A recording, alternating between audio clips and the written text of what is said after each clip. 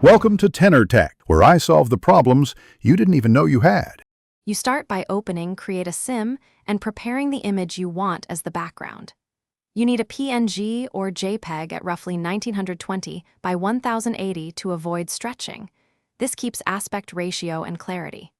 Once done, install and open Sims 4 Studio or the package tool you use. This lets you import and replace CAS assets. Make sure the game is closed before modifying files so replacements stick and you don't corrupt the assets.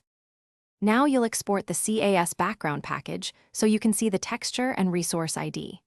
Replace the texture file inside the package with your prepared image, keeping the same file name and format. This preserves the game's references. If necessary, adjust resolution inside the tool to match the original's pixel dimensions so UI elements align. Once replaced, rebuild the package and save it to the mods folder or the proper override path. This ensures the game loads your custom background. Finish by launching Sims 4 and opening Create a Sim to verify the background change. You should see your image in place.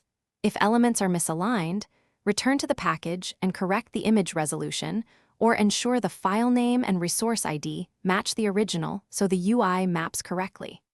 Make sure mods are enabled in settings, and if the background fails to load, temporarily remove other custom packages to identify conflicts. One quick troubleshooting tip: clear the cache and resave the package to force a reload. Thanks for watching. Subscribe to keep your life in tune.